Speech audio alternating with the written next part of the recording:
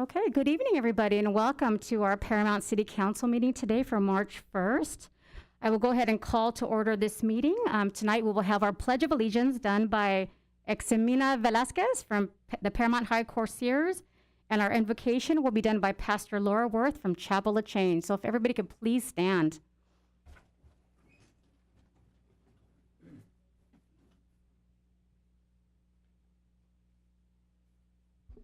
Good evening, Mayor and City Council members. My name is Jimena Velasquez. Place your right hand over your heart. I pledge of allegiance to this flag of the United States of America and to the republic for which it stands, one nation, under God, indivisible, with liberty and justice for all. Thank you. You may be seated. Stay standing for the invocation, please.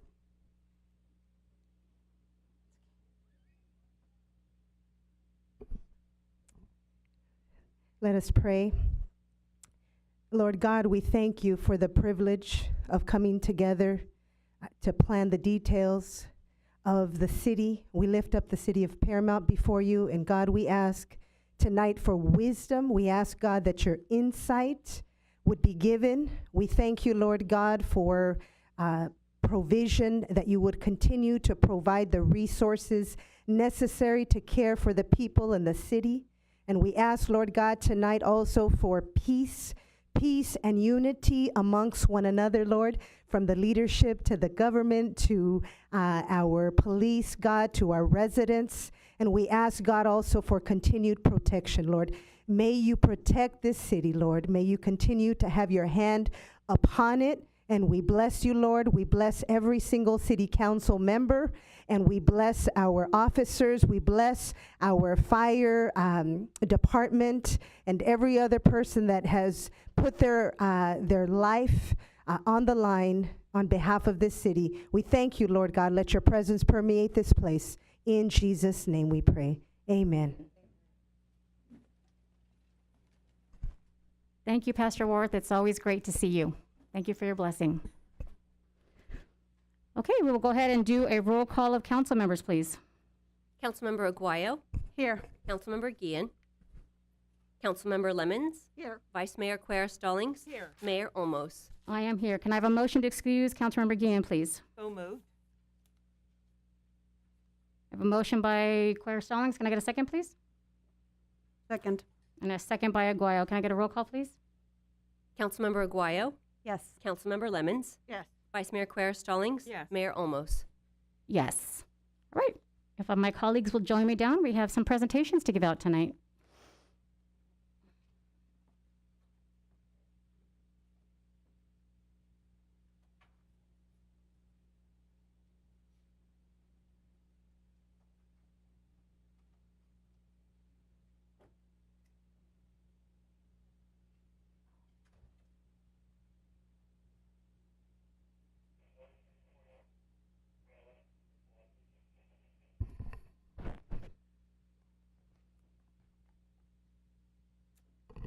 Good evening, everybody, and I'm going to try to rush through this because we have our fire department and our LA County Sheriffs. In case they get a call, they're going to have to go. So I'm going to kind of rush through this so I can make sure that I present to them.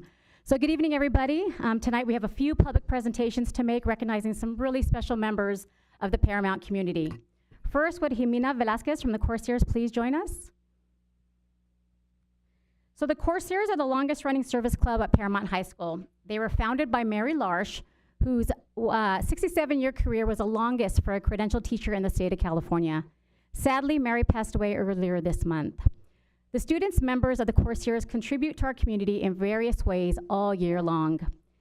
They are fixtures as volunteers in the city's senior Thanksgiving, our holiday events, and much, much more.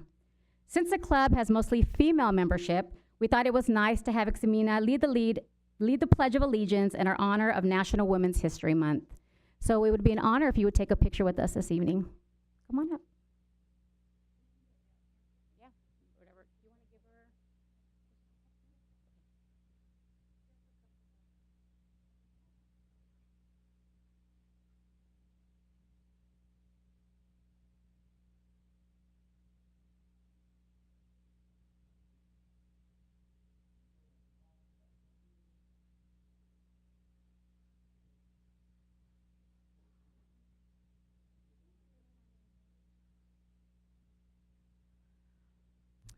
Now, I am pleased to present the latest Mayor's Award of Excellence.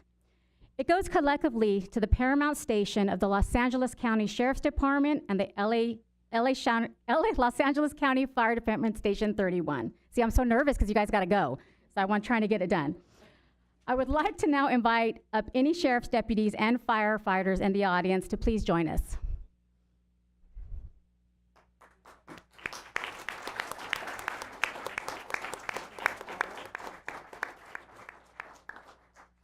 We'll do fire on this side, police on this side.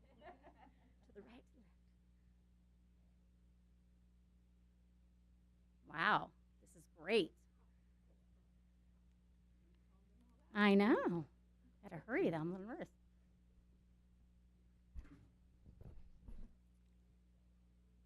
So these two pillars of public safety serve our residents and businesses so very well. I can honestly say as a Paramount resident, I'm truly just blessed to have you guys in our community. March is actually what they call Safe Communities Month and is a perfect time to highlight the heroes who protect our city. Here are a few examples of how our first responders save lives and property. Deputy Andrew Valenzuela, Deputy Alyssa Hernandez, and Deputy Christina Dizon responded to a call regarding a 7-year-old child. Deputies Hernandez and Valenzuela, first to arrive, saw that the girl was not breathing and had no pulse. Deputy Hernandez began CPR until County Fire got to the scene and took over. In the meantime, Deputy Dizon helped coordinate a route to Long Beach Memorial Hospital with other Lakewood Station units. The 3 deputies, along with the assisting units, escorted the ambulance to the hospital where the youngster was resuscitated. Every second matters when dealing with a medical emergency. The quick actions of these deputies and the coordinated response saved the life of this child. Fire station personnel deal with both fires and accidents. Station 31 has an impressive record of getting to a fire quickly and putting it out before it can spread. Often working in concert with other department units, Station 31 consistently contains damage. For example, over the past year, this was the case at a fully engulfed mobile home, a single-story duplex where they also rescued a small dog, a raging home attic fire, and an inferno at a light industrial complex. All of these fires were kept from spreading to adjoining homes or buildings. Station 31 personnel also routinely treat and safely transport patients like those in multi-vehicle accidents on Rosecrans near the 710 freeway, where many were in critical condition, and on Rosecrans, where a car collided with a tree. That person was trapped inside the crushed vehicle and was freed by using the jaws of life. These actions by law enforcement and firefighters are just another day at the office. It's just a part of their job. We are lucky to have these dedicated individuals in our town. For these reasons, I am proud to give them a Group's Mayor Award of Excellence. Please give them a round of applause. Station 31.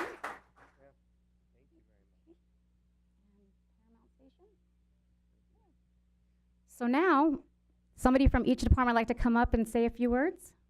Who's the speaker on the fire side? There it is. Mask on or off? Hi everyone, my name is Jeff Brinkman. I'm one of the captains over at Fire Station 31. We're over on Somerset Boulevard near Garfield. We have 10 firefighters on duty, 24 hours a day, 7 days a week. We staff an engine, a ladder truck, and a paramedic squad. And as you mentioned, we protect life, property, and the environment for the city of Paramount and unincorporated county areas. We're happy and proud to do so. We have a strong tradition at Fire Station 31. A lot of us have been there for several years, and it's a great brotherhood and sisterhood. And we're proud and happy to be here, and thank you for the honor. We appreciate it.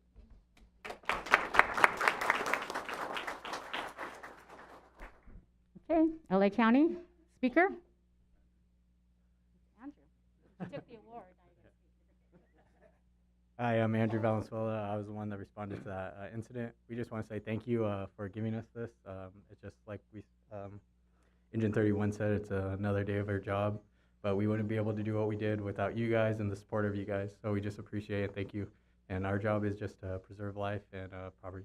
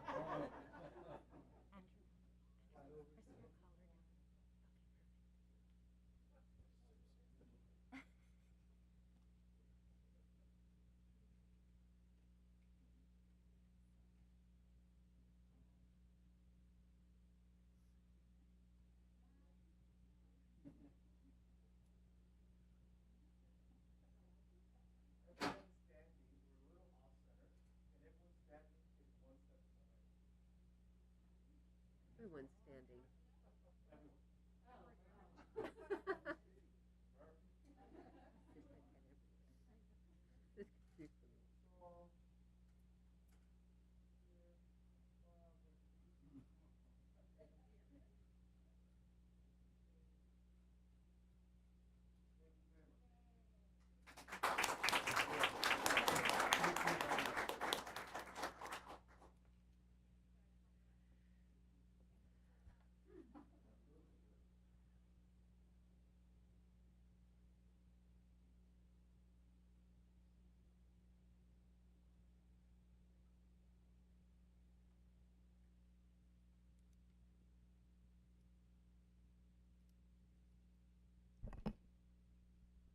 Now you can go. Would Lourdes Perez please join us?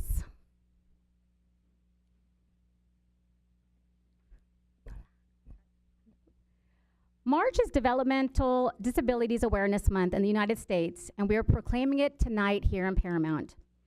The observation began in 1987 to provide encouragement and to celebrate the contributions that those with such disabilities make to our communities. The month raises awareness about the inclusion of people in all areas of life and points out the barriers that could still be faced. Recent estimates from the CDC show that in the US, 1 in 6 children between the ages of 3 and 17 have one or more developmental disabilities. All of them deserve our support. The city launched the Adaptive Recreation Program for our special needs families last year. There were 7 events that included a pool day, Star Wars dance, and a Christmas craft and game night. This year, we have more events and activities scheduled, with the next one being a paint night on March 16th at the Paramount Park Community Center. Lourdes has worked extensively with our developmental disabled community, specifically with an amazing folklorico dance class. This class provides individuals with a positive and supportive outlet for a creative expression. She is also a previous Mayor's Award of Excellence winner. So proud of you. And Lourdes is here to accept our proclamation tonight. Lourdes, would you like to say a few words? Well, thank you for all that you do. We really appreciate it. We're going to do a picture. She says thank you.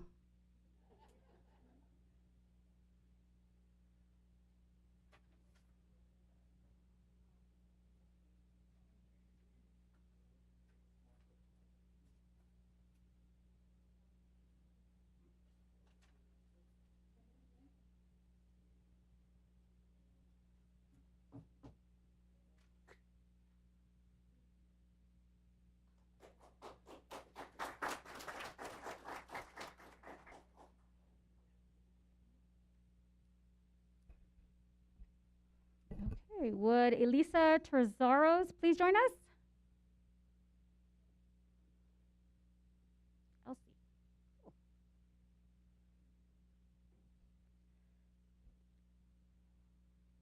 Hello.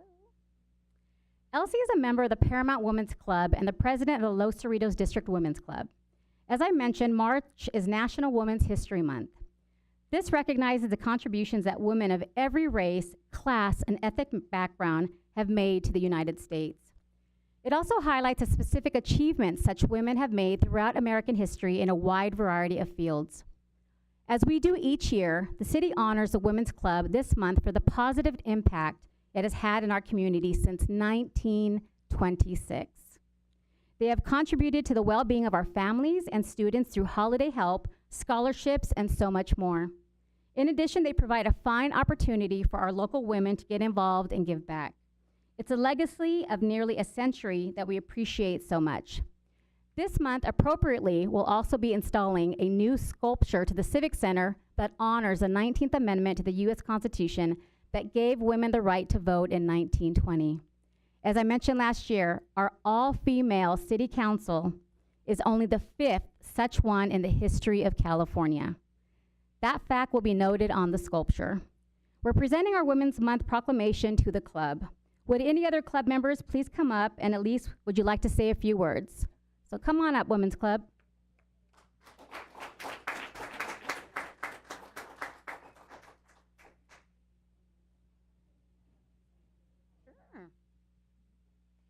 Thank you very much. Like what Audrey said, behind the strong women are the weak men. Just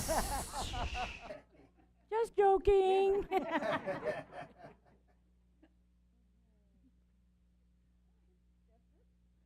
all you gotta say.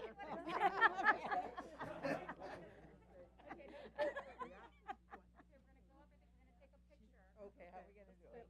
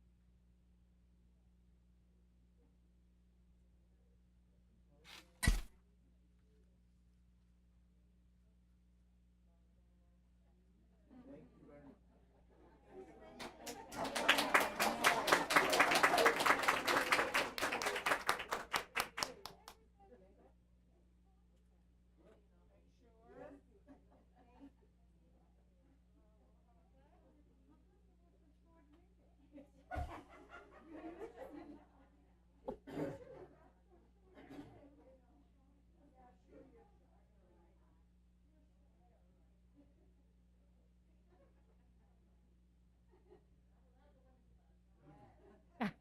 So much fun. Okay, will Needham Rambo and Dr. Linda Timmons please join me?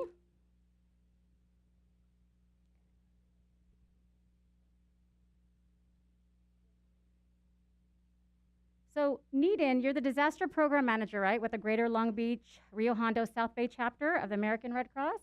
Thank you for being here tonight.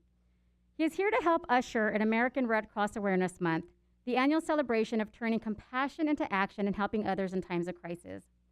The local chapter has been very active in our community, and we appreciate their partnership. One of the most important things they do is to hold blood drives. Now, at a time when blood donations are so needed due to the pandemic, blood bank supplies are at their lowest level in decades. Maybe the best way to honor the Red Cross for all the great work they do is just to donate blood. Go to redcrossblood.org to help. It's safe and it saves lives. Needham, would you like to say a few words to the community? Okay. Good evening, everyone. Red Cross Month is a very important time for the American Red Cross. In 1943, this month was established by our President Franklin at that time, and we've been honoring it ever since. The reason for this honoring I'm out of breath, is because of the volunteers that really do the hard work. 90% of Red Cross is sponsored or is carried on by the volunteers. So it's a very important organization. You want to talk about the And campaign? I'll just say, yeah, it's always an honor to work with the city of Paramount. Everyone here works really hard to keeping the public safe, and we are happy to continue to offer those free services to the public. So the free safety training classes, all those things, and of course, free smoke alarms.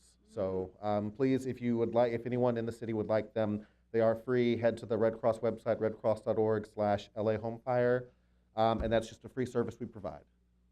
Mm-hmm. Oh, let's talk about the volunteer.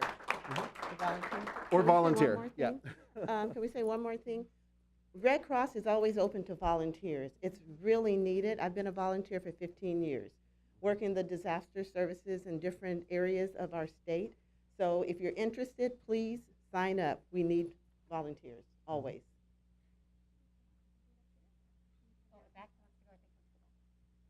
Okay.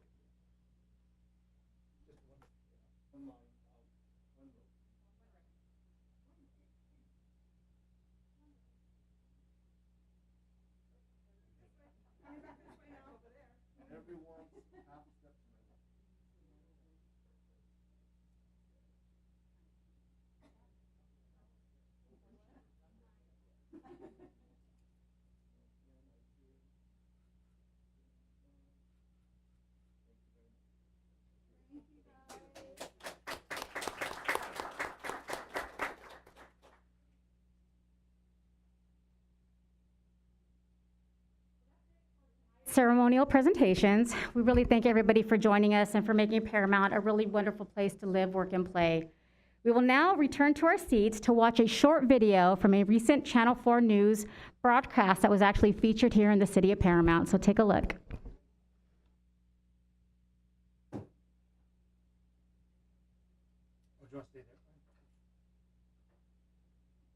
Fred Rogan. Now, the LA Kings did rally around Team USA with a watch party, and even though the team didn't win tonight, the group of kids who were invited did not go home disappointed. They certainly did not. NBC4's Anusha Rasta is in Paramount with what was an unforgettable experience for these children. For hockey fans in the city of Paramount, it wasn't just about winning tonight. From the start, it was no matter who's in it, we're going to be here tonight, we're going to support the Olympics, support women's hockey. The Los Cerritos YMCA partnered with the LA Kings to host a watch party for kids and their families at the Paramount Park Community Center for the USA-Canada women's ice hockey gold medal game in Beijing. I could see how real hockey is actually played. Tonight's goal wasn't just scoring on the ice, but rather to bring a sport like hockey to kids who may not otherwise have a chance to watch or play. The more people that we can expose the game to, the greater the growth is going to be in the years to come. Before tonight's watch party began, kids had a chance to pick up a stick just like the pros and even get some tips from one. I think it's really important for you to be able to see people that look like you play the game. Blake Bolden, now retired, played ice hockey professionally for more than 20 years. Now a Southern California native, Bolden came out to support these kids tonight. Reporting from Paramount, Anusha Rasta, NBC4 News.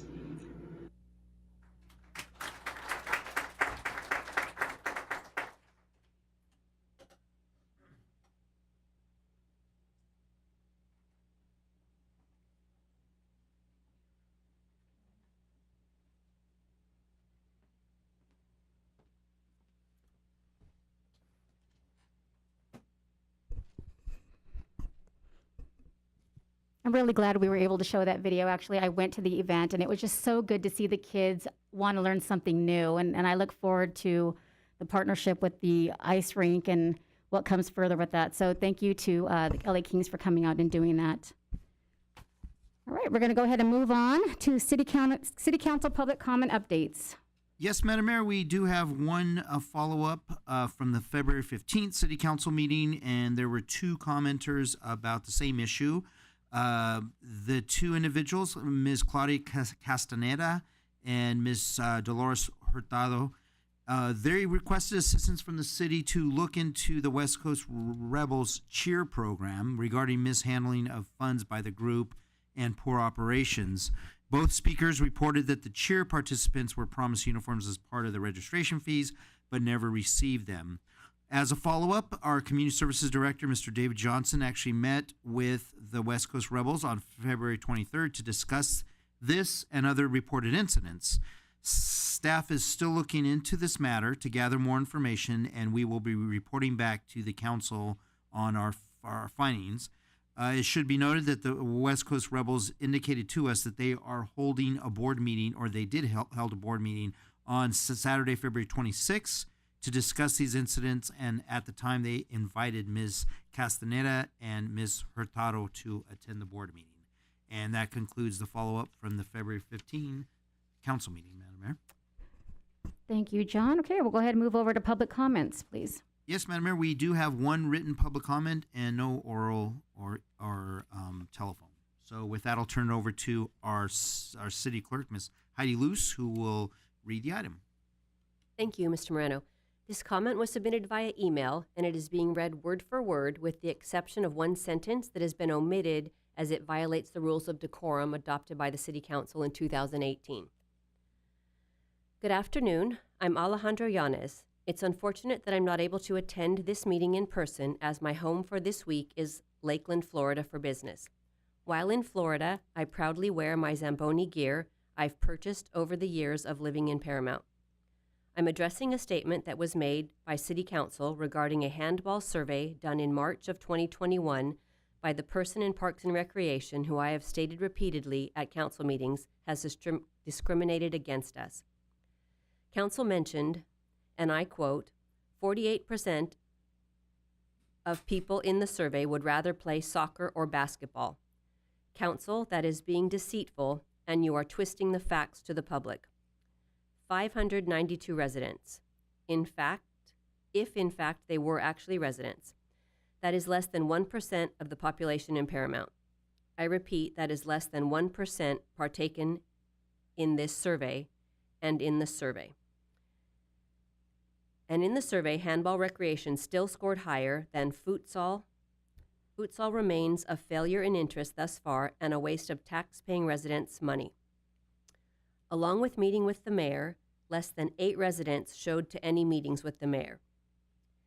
The African dance ceremony was over before it began and included an alcoholic public drinking permit at a waste of $5,000. We're glad women are participating in Zumba classes, as we feel exercise is great for mental and physical stability, and added, helping gather money for scholarships is a big added bonus to the socializing for physical exercise. So then why do you choose to continue to discriminate against young men and older who choose a handball for recreation? We would like our handball courts rebuilt. They were part of the community for many years. Council already paid $52,000 for drawings and site evaluation. Stop wasting our residents' money. I end with a congratulations to Anthony Yanez, my nephew, and Matt Cobian. Council ignoring our efforts for recreation doesn't deter us in our fight for our choice of recreation. Staff who don't live in Paramount make suggestions of recreation for residents who have submitted on 4 different occasions petitions to rebuild our courts at Village Skate Park. We continue our request to be treated equal. Thank you. Thank you, Heidi. I'm sorry, did you say that? Oh. No, that was me. I'm sorry. That concluded the comment. Thank you, Heidi. All right, colleagues, I'll go ahead and move on to consent calendar. If I can go ahead and get a motion and a second, please. So moved, Lemons. Second by Queer. We have a motion by Lemons and a second by Queer Stallings. Can I get a roll call, please? Councilmember Aguayo? Yes. Councilmember Lemons? Yes. Vice Mayor Quer Stallings? Yes. Mayor Olmos? Yes. Okay, we're going to move on to new business. We have an oral report for Paramount Youth Commission, for the Paramount Youth Commission presentation. Yes, Madam Mayor, we do. Our first presentation comes to us from our, like you said, our Paramount Youth Commission. Last month, we heard from the chair of the commission, Ms. Andrea Perez. Tonight, we have the vice chair of the commission, Ms. Alyssa Bravo, who will tell you some more about what the Youth Commission is up to. Alyssa?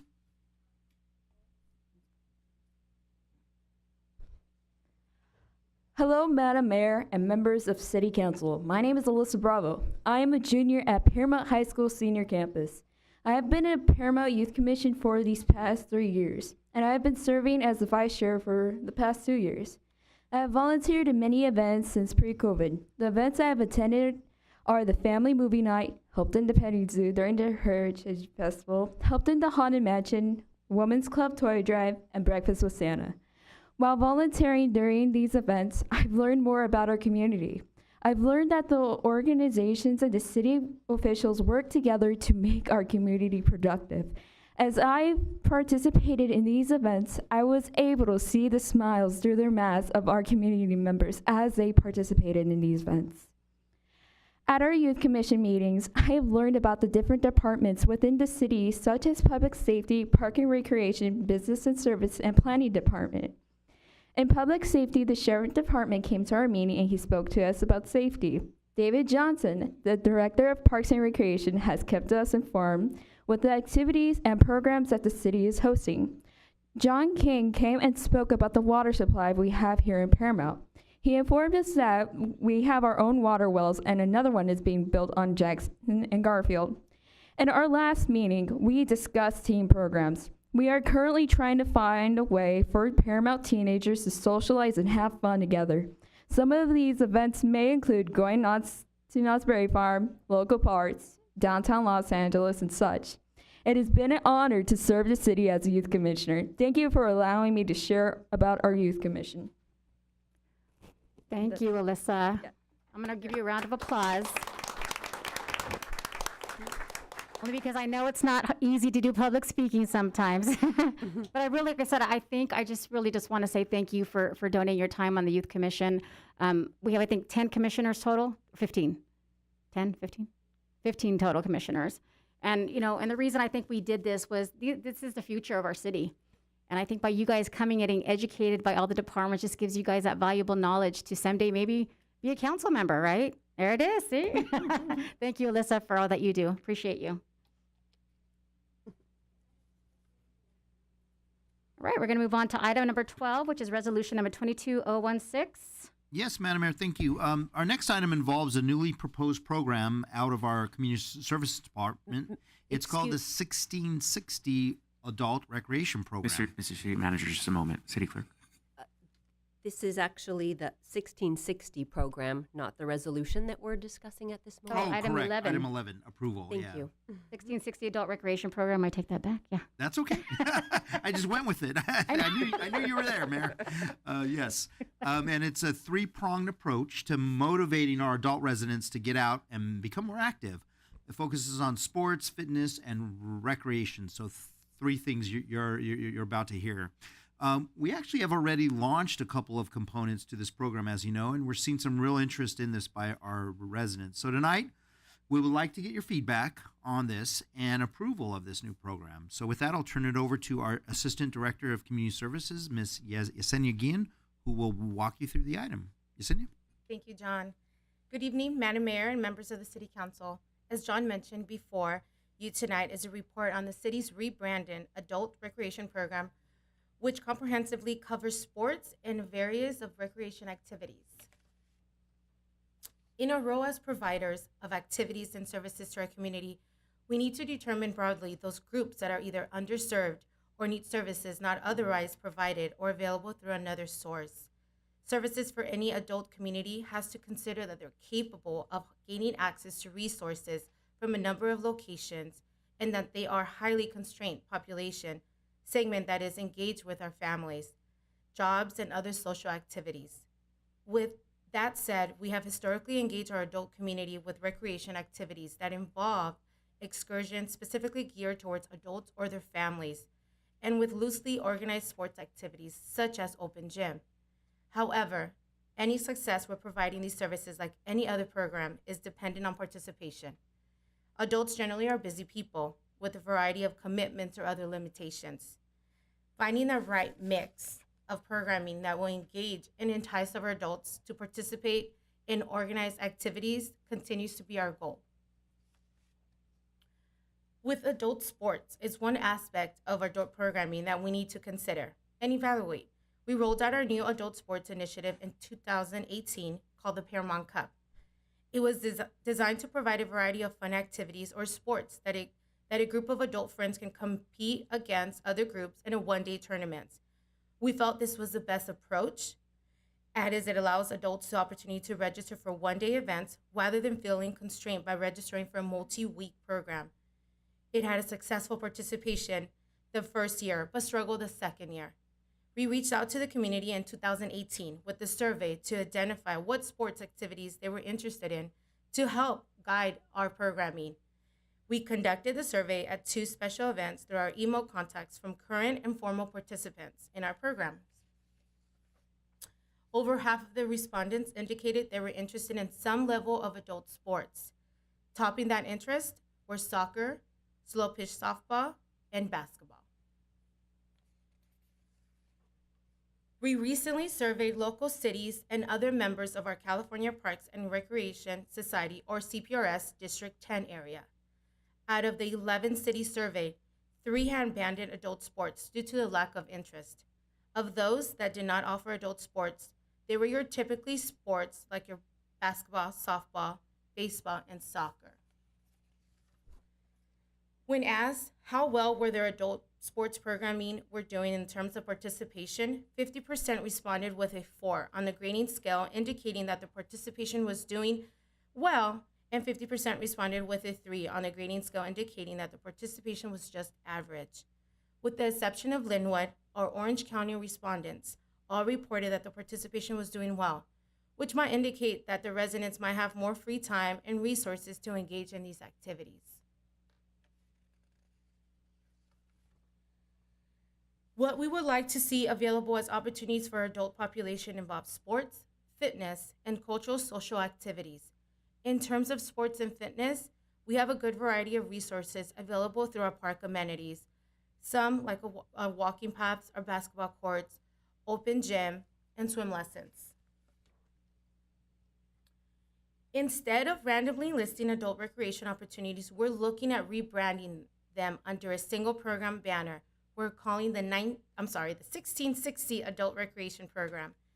This program will include any adult-related sports, fitness, recreational activity, and will target our residents between the ages of 16 and 60 years old. Marketing of this program will be key and will employ with our social media platforms, direct mailers, direct communication with our adult organizations, flyers, website postings. Under the 1660 program, we will be continuing existing activities, relaunching formal activities, and proposing new activities. Yeah. And in regards to sports, new activities will include an adult over-the-line. I'm sorry, the wrong one. There you go. In regards to sports, new activities will include an adult over-the-line softball tournament and futsal league. We will relaunching the Paramount Cup and our slow pitch softball league. The Paramount Cup series really is our catch-all programming that would change throughout the year based on the interests of the community or interests of our residents. We will continue offering our open gym program during spring break and summer months. Gym activities include basketball, volleyball, and pickleball. Now, for our fitness components, we'll be offering FIT, Paramount High Intensity Training. This new program will be a moving program. Each month, we'll be offering FIT at a different park in town. FIT started in February, actually, at Paramount Park, and has been incredibly successful, with an average of 30 community members each week. In March, FIT will be offered at Salud Park. Along with FIT, we'll be offering a walking club, a walkathon, and Zumba, theme activities offered through our Musa partners. This past week, Musa had their first Zumbathon that had a great turnout. They had over 100 participants and raised over $1,000 for the PEP Scholarship Program. We continue offering Zumba at Spain Park, our annual self-defense training for women, water aerobics, swim lessons, and lap swim through our YMCA partners.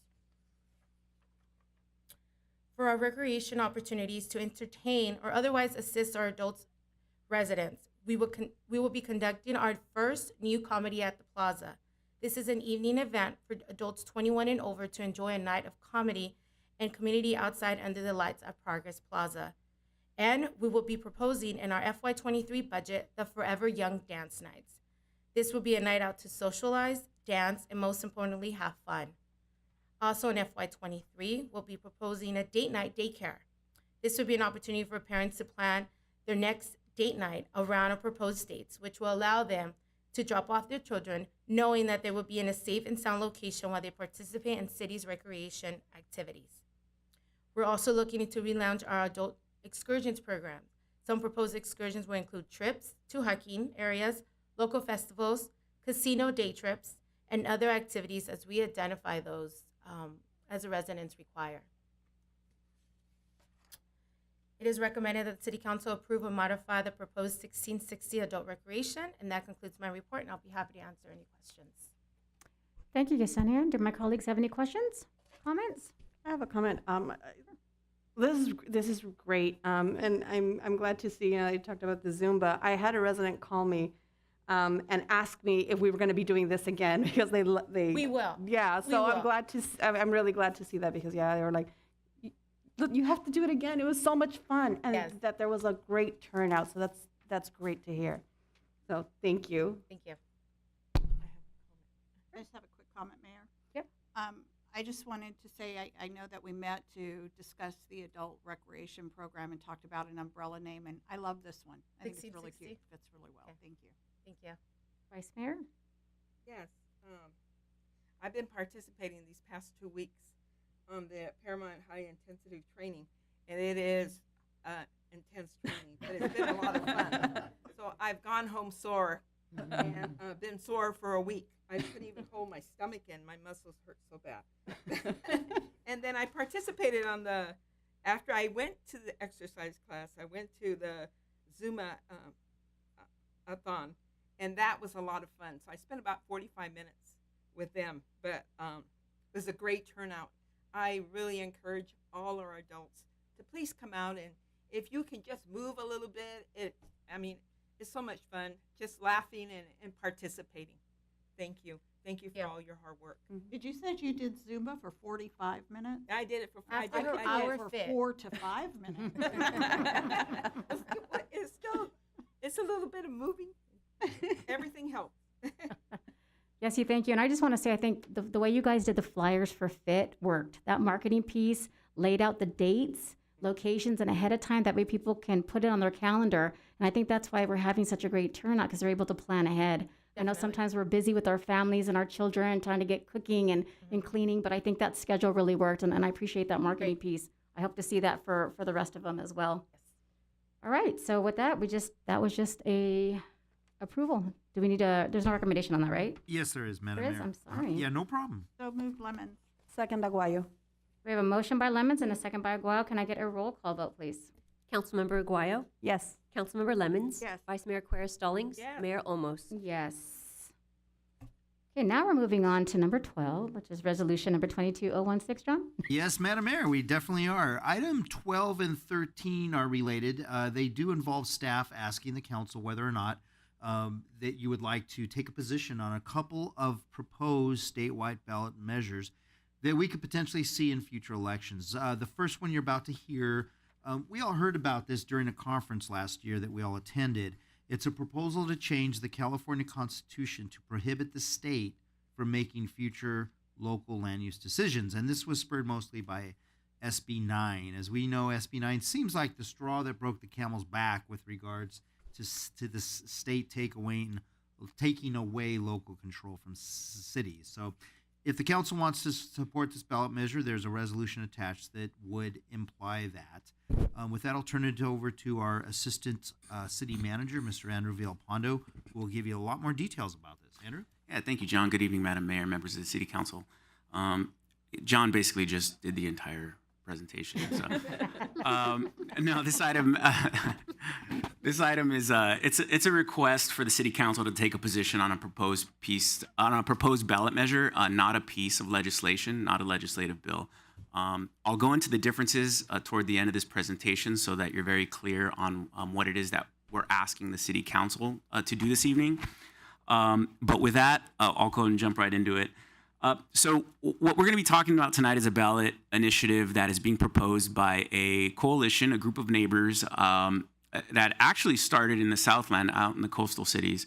They formed a committee called the Our Neighborhood Voices Initiative, and what they're proposing to put on the ballot, on the state ballot, is purely derived and is a product of the Senate Bills 9 and 10 that were I wouldn't say adopted, but enacted into legislation or enacted by the governor, foregoing any voter approval. These bills, as you've heard many times before, are deeply flawed from a local control aspect and from a housing aspect. Something that almost more than 400 cities, I mean, I think the state of California has 430 so cities in it. Almost all of them have publicly denounced both Senate Bills 9 and 10. Just because of those local control and housing issues. In short, these bills enable developers to build large multifamily buildings next door to single-family homes without local approval, without community input, and without any new contributions to fund transit, schools, parks, roads, public safety, or any other services. None of this is anything that you haven't heard already. Furthermore, SB 9 would also allow developers the opportunity to build expensive new housing without requiring any units to be reserved for affordable housing and with zero contributions to affordable housing programs. In the end, both bills ignored the voice of local communities. They take a one-size-fits-all approach. If you travel up north to Northern California, they don't have quite the same density issues that we have here in Los Angeles region, but yet the law applies the same exact way. And it was a direct attack on local control. Neither law was passed with any input from not only our local voters, our constituents, but from any voters in California. So with that, let's talk a little bit about this proposed ballot initiative. The Our Neighborhood Voices Coalition, they're proposing a ballot initiative that would be introduced for the 2024 state ballot. You might be asking why it's not being introduced for this 2022 state ballot. The reason is I just found out today from our League of California Cities, or Cal Cities representative, this past week they actually stopped collecting signatures because they weren't going to make the deadline to meet the 1 million signatures by the April deadline. So they're going to miss the 2022 ballot, but they are picking up the effort to put it on the 2024 ballot. What they're proposing to do is to make an amendment to the California Constitution. Essentially, they want to add some language that would stipulate that that any state action cannot supersede local zoning laws. That's kind of their workaround to the SB 9 provisions. So with that, signature gathering is currently on hold, but it's a very active ballot measure process. They're very active in getting endorsements, as you can see here. It's currently supported by 75 communities and agencies in California and growing. And of course, of those communities and agencies, there are hundreds of individual elected officials within them that have come out and publicly supported this proposed ballot initiative. Currently, their most significant donations are through the AIDS Healthcare Foundation, but their donation base is continually growing. So let me just present to you some factual information, and this is, I say factual because these are actual points that were taken from the proposed ballot initiative and their speaking points. The first key provision of this proposed ballot initiative is that the ballot initiative would specify that local laws related to zoning or land use would prevail over conflicting state laws. This simply means that any actions by a city would supersede over conflicting state laws. A second provision would be to identify areas where the state could still continue to prevail in their SB 9 law, which is basically removing the one-size-fits-all approach. They would actually identify, or they would seek that the state identify certain areas in which the SB 9 laws would be more appropriate. Another provision would be that it would limit the state's discretion when appropriating state funds with regard to housing and zoning issues, meaning that they would specify that the state could not deny funding to cities or counties that opt to enact zoning or land use laws that conflict with the state law. And I simply, this is just simply a part where I just want to articulate the difference between a state ballot measure, what we're proposing or what the coalition is proposing versus what an actual state law or legislative action is. This is just more so of a reminder of our legislative platform. The City Council adopts each year a legislative platform. Although the principles of the ballot measure do align with the legislative platform, this matter is not a proposed legislative bill that has been introduced to the legislature. This is a proposed ballot measure that's seeking endorsements. And as you know, the city has to remain cautious just on whether itself can endorse a piece of proposed ballot measure. So that said, the action requested for the City Council is to take a position on the proposed ballot initiative. This is just a reminder of the language that's in our legislative platform regarding its purpose, which is to streamline a process for staff to follow when the city receives a request to take a position on legislative matters. It also provides a focused advocacy for legislative positions. So with that, it's recommended that the City Council review and discuss the Our Neighborhood Voices ballot initiative. And if the City Council is supportive of the ballot initiative, adopt a resolution number 22016 supporting the ballot initiative and authorizing the listing of the City of Paramount as a supporter. Be happy to answer any questions you may have. Thank you, Andrew. Colleagues, do we have any questions? Madam Mayor, I don't have a question, but a comment. Sure. I'd just like to state that I'm very much in favor of this. Having seen many times the state levy on us a lot of demands without any representation, without, as we've stated, funding to deal with the problems that they leave cities with, especially like in these housing mandates. There's no funding to deal with the crowding in our schools, with our sewer systems, with the need for more police, with something we're very familiar with here in Paramount, parking, and what are we going to do with that? And I have, spoken to legislators. I think that the biggest flaw is that they make these state mandates as a one-size-fits-all, just like they said. And we're not Long Beach. We're not Northern California.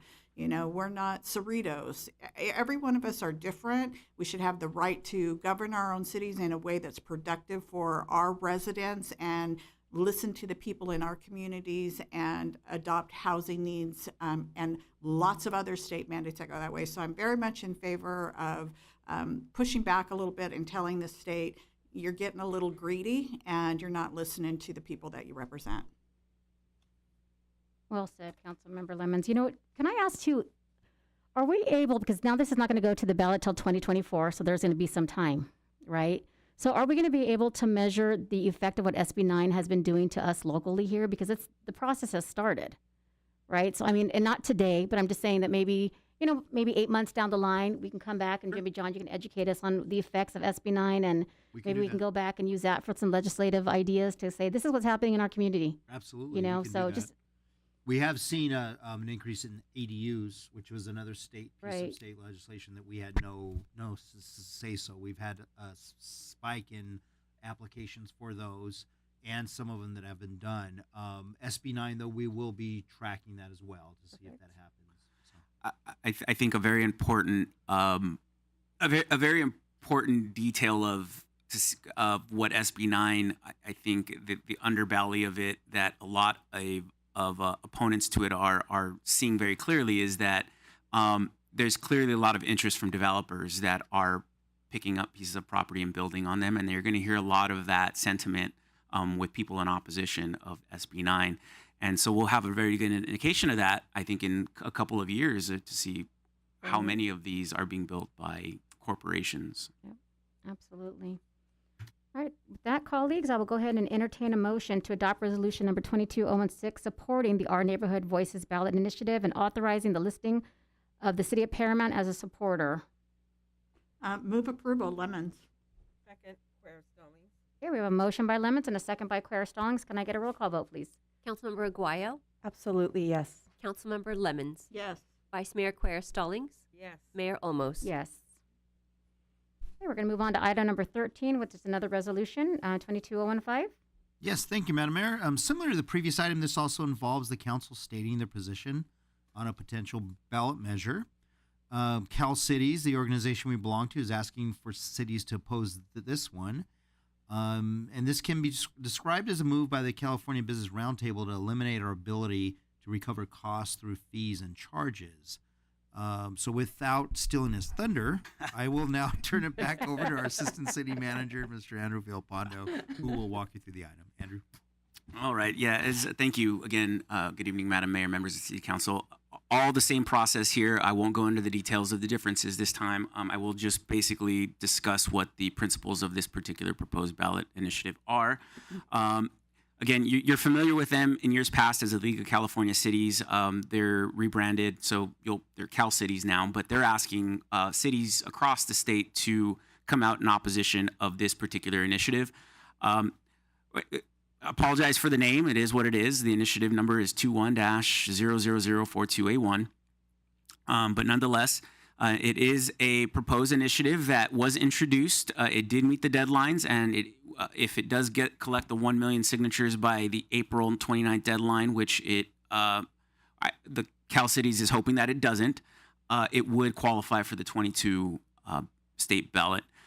Currently, the resolution that Cal Cities brought to us to oppose this ballot initiative is supported by 35 communities and agencies and growing, and 8 just from our local area. So with that, this is just some background and key points of Cal City.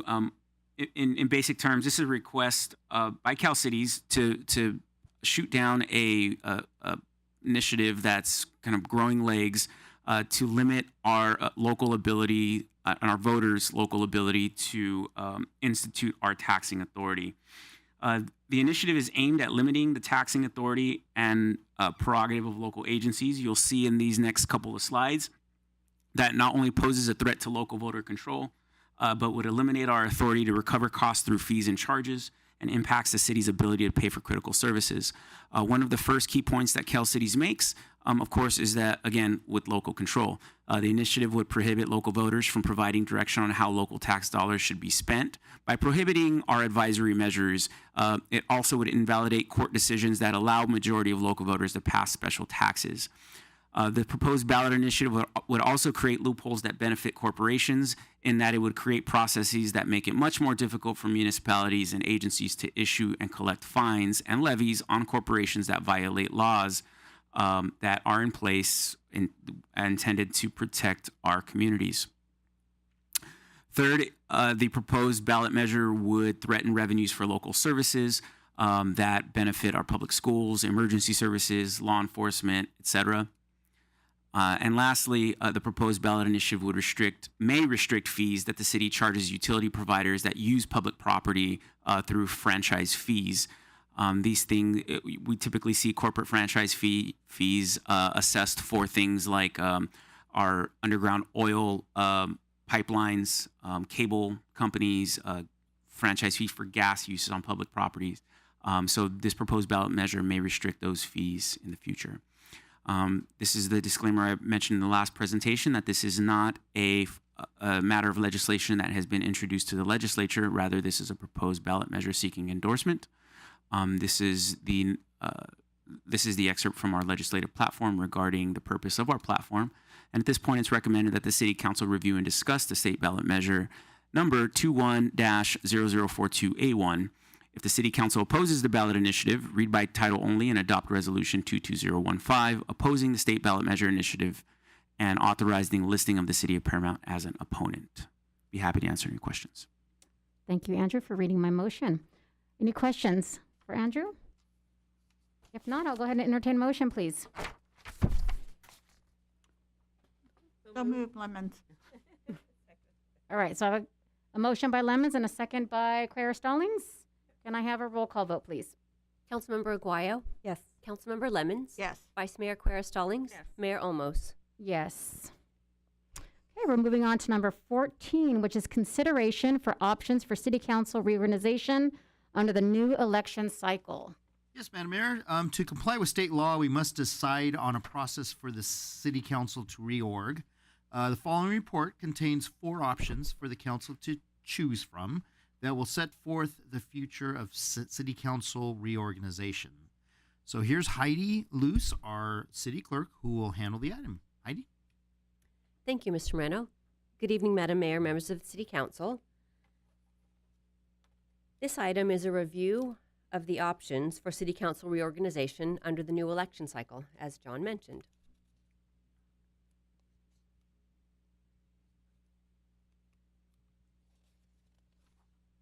As background, due to the state legislature changing the date of the statewide primary elections, the city had to adjust its election dates.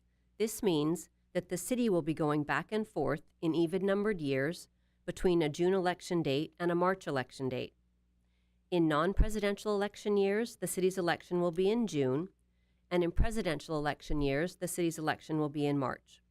As a result of this change, the City Council needs to consider options for conducting its annual reorganization, where the mayor and vice mayor are elected by the City Council.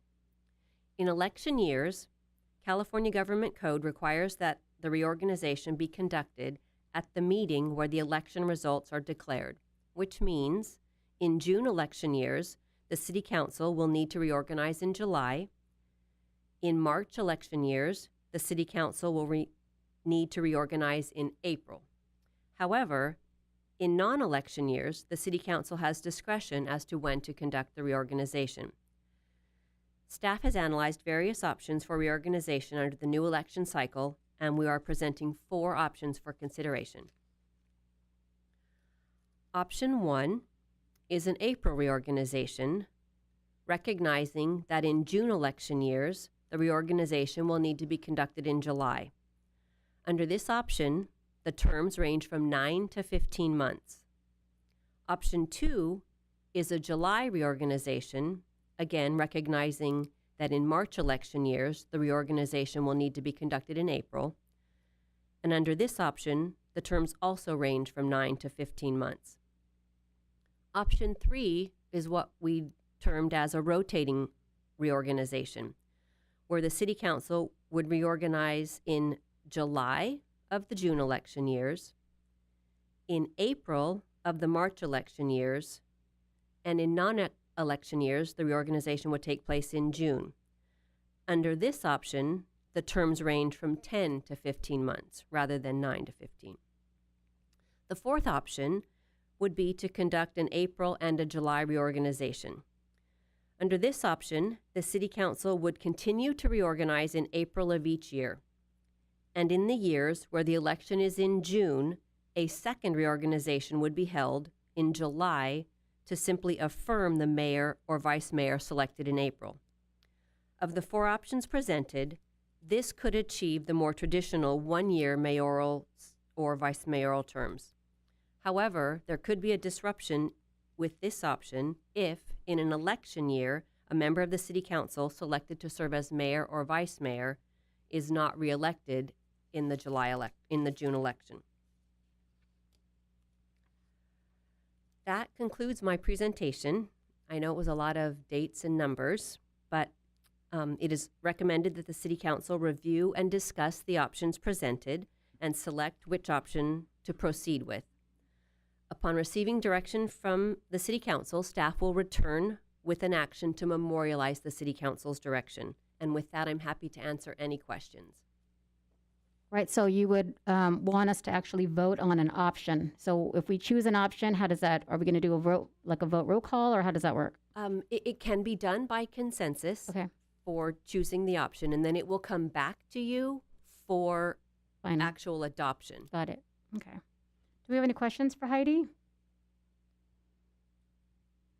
I don't have any, Madam Mayor, I'm sorry. That's okay. I don't have any questions. I would personally be in favor of option 4. It seems the most balanced and fair approach to me.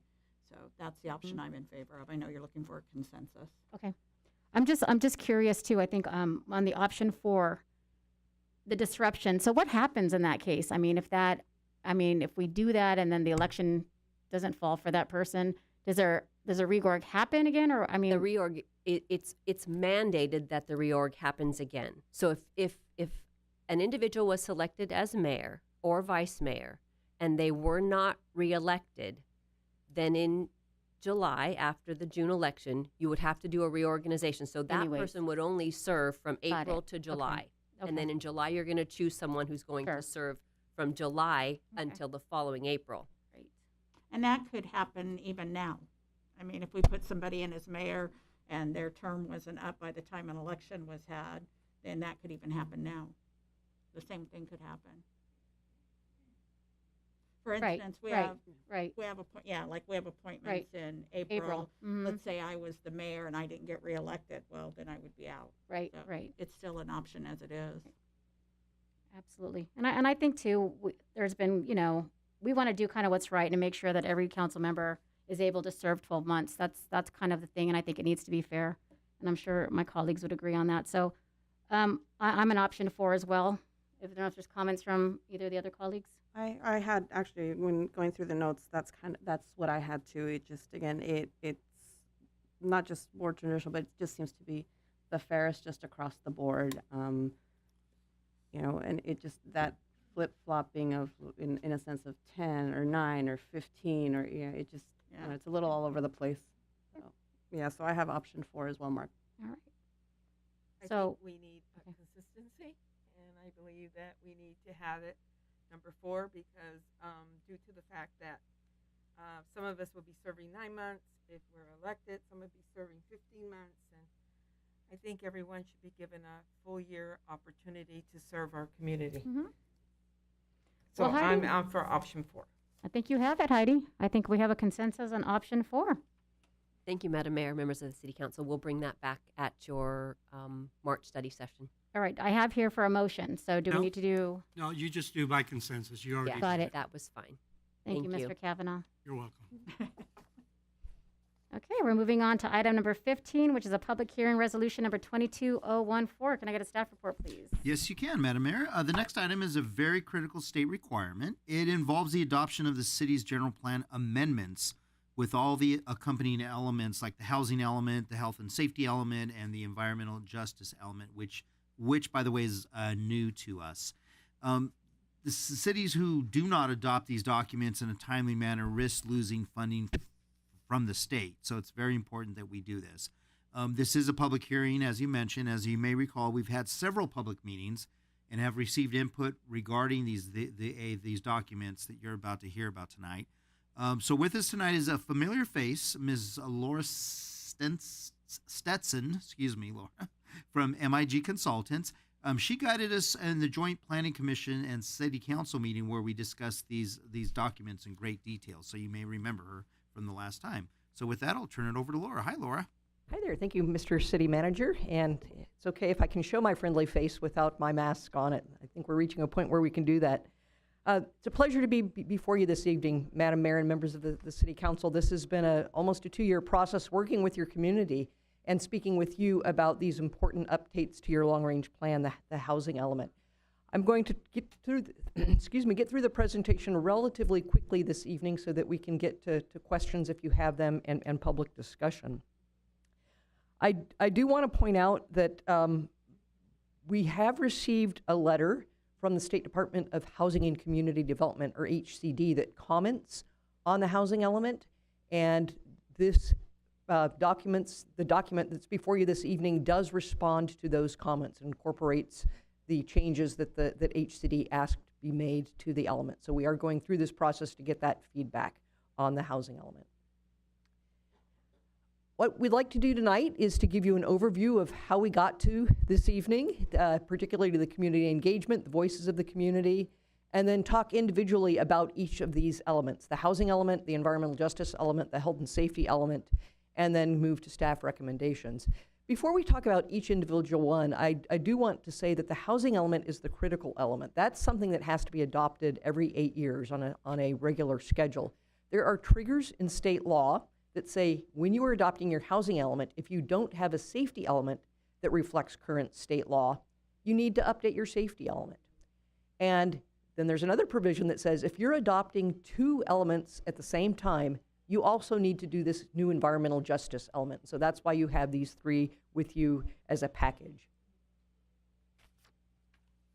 I think we've got some that's Star Wars. some theme music, so appreciate that this evening. it's building towards There the it is, there it crescendo is. as I work out. Thank you. The general plan, as you know, is a long-range document. It is a plan that looks for about a 20-year horizon, although the housing element is a shorter time frame. It's required by every jurisdiction in California. Every city, every county is required to do this and to adopt certain required components of the general plan called elements. And we've mentioned 3 that we're looking at this evening. I mentioned the housing element has to be adopted every 8 years, and this describes the other triggers as to why these other 2 elements are being looked at. And on the bottom bullet point there, since the city last adopted its health and safety element, there have been new requirements that it looks specifically at hazardous materials and climate adaptation strategies, something called resiliency, and how the city is able to respond to changes in the climate over time, rising temperatures, longer periods of drought perhaps, and these things that could impact communities, and so they need to be planned for. We've had a lot of discussion with the community. I apologize for my, there we go. We met a lot of times with individual focus groups. We had community workshops both in English and in Spanish. We had workshops that were conducted entirely in Spanish so we could make sure people felt participating maybe in the language that they're most comfortable. What we heard, and we asked questions about all 3 of these issues, housing, safety, and environmental justice, is people clearly identified that there are housing needs in the community for seniors, for young families, for veterans, for people with disabilities, and that there needs to be a focus on those with particular needs. That there needs to be more friendlier permit processing for accessory dwelling units. The city manager mentioned that there are new laws regarding accessory dwelling units, and people have kind of latched onto those as a way to provide additional housing in the community at a relatively low barrier to entry, relatively easy to build, and perhaps the cost to rent those units could be less because they are smaller units. People asked, in balance though, if we're going to be putting more people in the community, we need to make sure that our open space meets their needs. And it was really great to hear tonight about recreation programs that are being beefed up to meet the needs of the community. So they said, you know, more people, but you've got to respond to the needs of the community. And then with regard to safety issues, and you probably recall that we had extensive discussions with this with the council and the planning commission, is that there have been some issues and concerns with regard to residents and neighborhoods in close proximity to industrial sites, and to ensure that there are adequate buffers and other safeguards to protect people from the operations associated with those businesses. So the housing element needs to both look backward and forward, so it includes an assessment of what the city has done over the past 8 years and what are good programs to carry forward, what hasn't worked, and so what new things need to be put in place. And so the element largely responds to the requirements of state law, but also responds to the voices of the community and has programs and policies in place to reflect what the community has said are important to people who live in Paramount. The housing element, it's not such a long document, but as I've said, it looks at what the needs of the community are, what constraints there might be to housing development, how those constraints might be removed, what are the resources, both in terms of money and available land or reuse of existing developed properties for new housing, and what has the city done in the past. All of these feed into the housing plan, the goals and policies. The cornerstone of the housing element is how many more units is Paramount obligated to accommodate, not build, but provide zoning and land use capacity for over the next 8 years. That number is 364 units, housing units, be they in a condominium, an apartment, single family home, accessory dwelling unit. There's a lot of different ways to meet this need. And it's not just the total need of 364 units, but how those might be broken down by income categories, from very low income households all the way up to what are called above moderate or essentially market rate. You might recall that this is a number that comes down first from the state. It's assigned to the large Southern California region, Southern California Association of Governments. The obligation for SCAG was to provide capacity for 1.3 million housing units over the next 3 years. and Paramount's share of that is 364. Just kind of numbers that I can throw around just for comparison purposes. City of Garden Grove has a RENA of about 19,000 units in a built-out community. That's a tough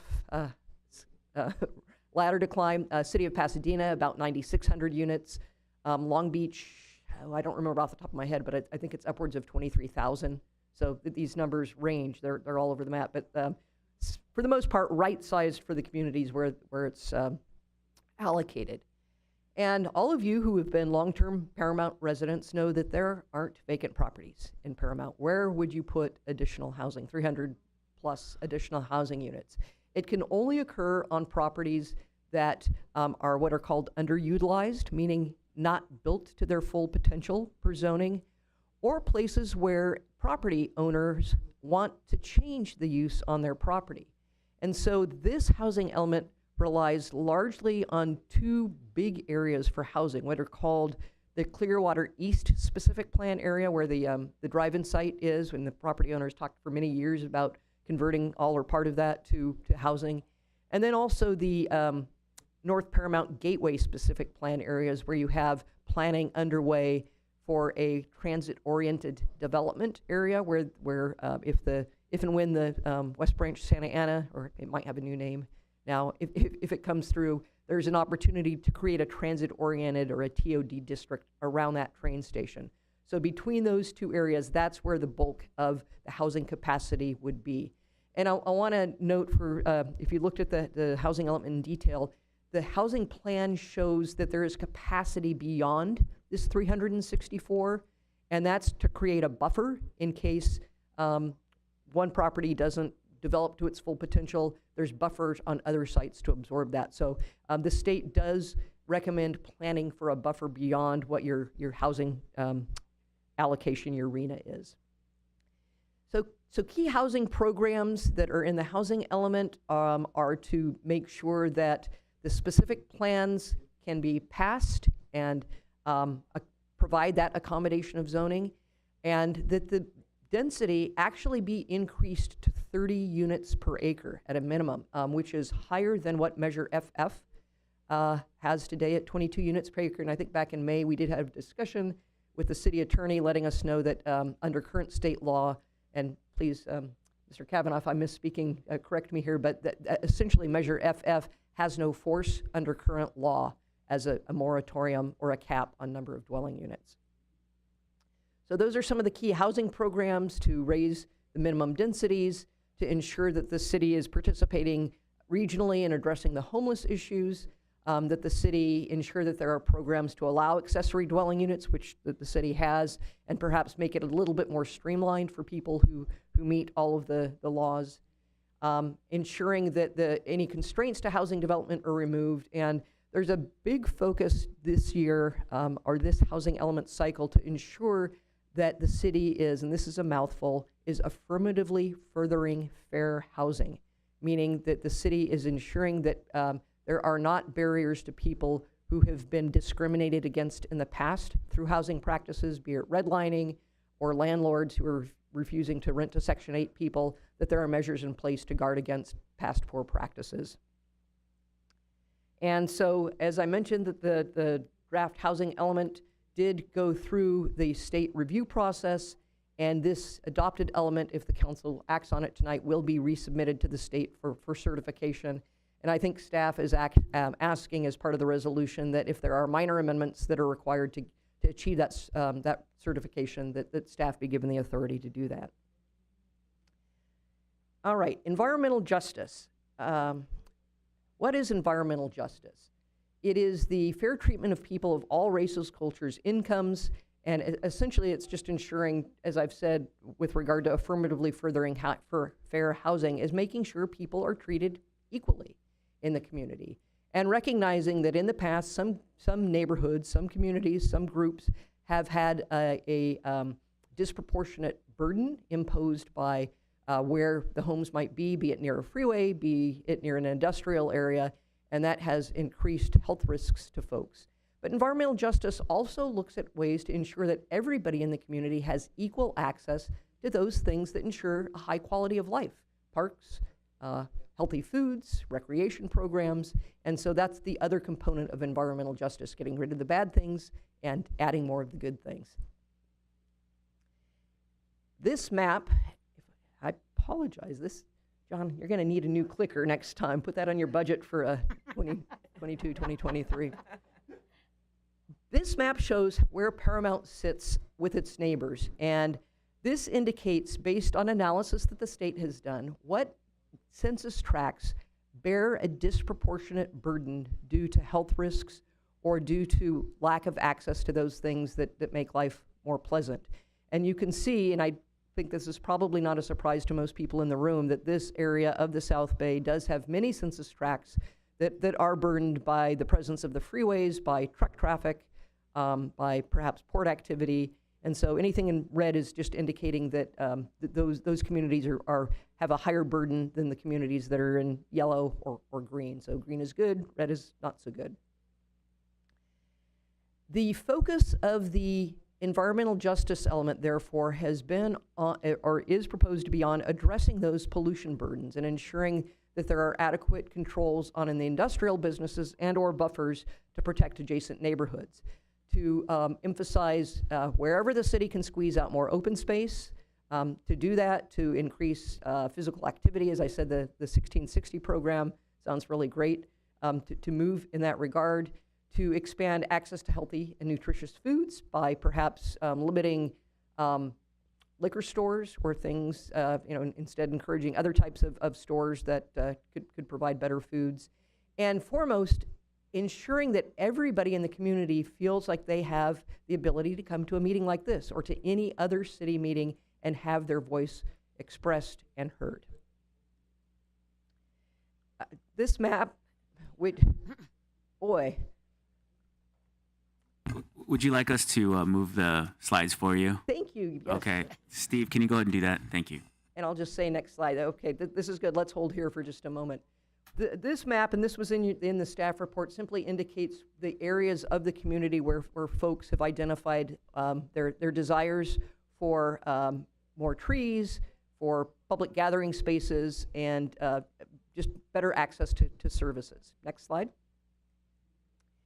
Lastly, the health and safety element. As I mentioned, the focus of this element is simply on addressing new requirements of state law, increased wildland fire hazards, not something of concern in Paramount, but climate change. And so the focus was on figuring out ways to adjust to climate change, including recognizing that the city has a climate action plan that already does this. Next slide. The new policies and programs focus on resiliency, and you can see from the bullet points the policies and programs that have been included to address this new topic. Next slide. It includes doing things like installing more green infrastructure, like the city has done in its medians, putting areas in where groundwater can be captured and more green can be put in to reduce heat island effects, just meaning the extra heat that you get off surfaces like asphalt and concrete. And then reducing greenhouse gas, GHG emissions through city programs, but also things that the city can do to allow its citizenry to help reduce greenhouse gas emissions, including walking and biking more. This is a tight community, a very tight-knit community, and if people have safe places to walk and bike and go to Zumbathon, they might be able to do that. Next slide. And as I've said, this ties very closely to the Climate Action Plan. Next slide. With that, Madam Mayor and members of the City Council, next slide, I would like to present to you the recommendation that your staff has put together to adopt the CEQA document, the negative declaration that has been prepared, and then to read by title only and adopt the Resolution 22-014. And then, as I've mentioned, also giving staff the ability to make minor revisions to the housing element in response to any comments that HCD might have on the adopted element. With that, I can stay here and respond to questions or sit and have you discuss. Thank you for that presentation. And I'll look to my colleagues. Do we have any questions? That was very thorough. Yeah, very thorough. I have no questions. I just want to say I'm glad you were here to see our adults activities program and all we're doing, because it kind of correlated a lot with what you had to say. So that kind of was perfect timing. Yep, and I have to say I am very impressed Oh, with, that's good. and even though I'm at the tail end of that 1660 program, I don't think you'd close it down to me. Hopefully, if I wanted to come to a class. You know what? You will be our honorary guest. You should come Thank out you. and work out with us. We'd love to have you. John Carver, I think I just have one question for you. I just want to confirm, you did say that the ADUs give us credit on the RENA numbers, correct? Yes, Okay. they do, yes. I think you did mention that. Okay. All right, so this is a public hearing. I'll go ahead and open up the public hearing. Do we have any testimony in favor? There's been no testimony in favor, Madam Mayor. All right, do we have any that opposed? And none opposed either. All right, with that, I'll take a motion to close the public hearing, please. So moved, Lemons. Second, Aguayo. So we have a motion by Lemons and a second by Aguayo. Can I get a roll call vote, please? Councilmember Aguayo. Yes. Councilmember Lemons. Yes. Vice Mayor Quer Stallings. Yes. Mayor Olmos. Yes. Okay, now we'll go ahead and entertain a motion to adopt a negative declaration relative to General Plan Amendment Number 21-2. So moved. Second, Lemons. All right, I have a motion by Quer Stallings, a second by Lemons. Can I get a roll call vote, please? Councilmember Aguayo. Yes. Councilmember Lemons. Yes. Vice Mayor Quer Stallings. Yes. Mayor Olmos. Yes. Next motion in order is to read by title only and adopt resolution number 22014. I'll take a motion, please. So moved. Second. Motion by Aguayo, second by Quer Stallings. Roll call vote, please. Councilmember Aguayo. Yes. Councilmember Lemons. Yes. Vice Mayor Quer Stallings. Yes. Mayor Olmos. Yes. All right. So now we're going to move on to item number 16, which is resolution number 22011. Yes, thank you, Madam Mayor. Our next item is an amendment to our personnel manual that will update our cell phone stipend policy and our bilingual skill policy. These haven't been updated in quite some time, and they're pretty antiquated. We feel that this changes will modernize them, bring them up to par with what other cities have in place. And as you know, the council has already approved the funding for these updated policies as part of the mid-year budget. So tonight, we're just showing you the details of these policies. With that, I'll turn it over to our Assistant City Manager, Mr. Andrew Villalpando, who will walk you through the item. Andrew? Thank you, Mr. City Manager. Good evening, Madam Mayor, members of the City Council. At its meeting on December 15, 2020, the City Council adopted the city's personnel manual. That was the first update in over 3 decades to the city's policies. Just like any organization, particularly in governmental organizations and municipalities, policies like that are so comprehensive really are the drivers of our administrative function here. That's what we do as administrators. This is how we conduct our day-to-day business for all of our city employees. So needless to say, it's for lack of a better term, we sometimes refer to it in human resources as our Bible. That's kind of how we conduct our day-to-day when in the office. The city policy contains numerous sections that establish regulatory and directives for city employees that are in compliance with federal, state, and local laws. Things like equal employment opportunity, benefits and compensation, ethics regulations, and so on. From time to time, we take a look at this policy to see what areas are outdated, what need to be brought up to current standards by law, and also, as you've known, as we've done in the past, also bring it into compliance or into accordance with best practices when we compare ourselves to other agencies. During a recent review, we noticed that there was 2 glaring parts of this policy or I should say 2 parts of what we've done, conducted business that are very outdated, as John mentioned, and antiquated. So pursuant to our municipal code, particularly Section 2.14 of the Municipal Code, the city manager serves in his capacity as the personnel officer and as is the chief administrator of the city's policy. It's implemented and maintained by the Human Resources Department. We update it periodically, as I mentioned. Modifications to the policy that impact the budget are brought before the City Council for adoption. In this particular case, being that the personnel manager or the city manager, pursuant to the Municipal Code, administers the policy, what we ask is that the City Council approve the framework, things pertaining to like the economics of it, where the personnel manager or the city manager would actually direct staff to implement a policy and work through the actual administrative details. So the first is what we're going to be recommending is a change to our cell phone. Both of these policies, by the way, the cell phone and bilingual, we don't actually have policies. We've never had actual policies for them. You can imagine the discrepancy that comes with that. So this is actually introducing the first policies for these. What we've had is a practice. So currently, for cell phone reimbursements, full-time employees may choose one of the following two options. This is our current process, our current practice. The first option that an eligible employee may choose is a $20 per month stipend, or the second option is the city would pay $250 toward the purchase of a personal cell phone of their choice every 2 years, with the city paying for the cell phone bill. This is very burdensome and creates discrepancies for a number of reasons. For one, we give the employee $250 to go out and purchase their own cell phone, but the city administers the bill. This is problematic because we actually have to look at each bill for each employee that offers this plan, and if there's any discrepancies, let's say the employee accidentally added an international plan, we'd have to go chase down the employee and have them pay the city back. This is a very outdated way of doing this type of program, so we're going to be recommending some changes.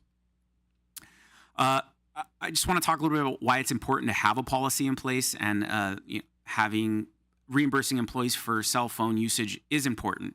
This isn't some sort of ancillary benefit or some sort of extraordinary benefit. It's industry standard to reimburse employees who use their cell phones for city businesses. If not reimbursing them entirely, at least a portion of. It creates clear lines of ownership and accountability. It ensures applicable laws are being followed. It meets the best practices under government auditing standards. This is something that our auditors look at each year, are these types of policies. And it also establishes internal controls that protect the city from fraud. Let me just go back, make sure I didn't skip anything. Okay. So this is, we currently don't have any eligibility criteria for employees for cell phone usage. This is the moment where we would establish that. And again, this is just a framework that we're bringing to you that the city manager would ultimately give direction on. But what we're proposing is in order to be eligible for the program, employees must meet one of the following criteria. I won't go into each one, but they mostly just are on the basis of, do you use your phone? Are you required to use your phone as part of your position on a regular basis? So the recommended cell phone policy that we're bringing forward to you, this is the part where we want to ask for your approval, is one, we want to discontinue the city-issued cell phones for all the reasons that I mentioned that were very burdensome for staff. In this case, all current employees with cell phones would move over to a stipend. Next is we want to increase the stipend from $20 to $50 per month so that it aligns more closely with industry standards. And the next slide, I'll show you what I mean by that. And in the staff report and in the presentation this evening, we are also recommending assistant directors and directors receive an additional $25, so $75 total per month for supplemental data plans or devices such as hotspots or upgraded data plans. There's an error in this report. We intended to also include the city clerk and assistant city manager in this direction, so we're going to go ahead and make that amendment. I'll make that verbally now.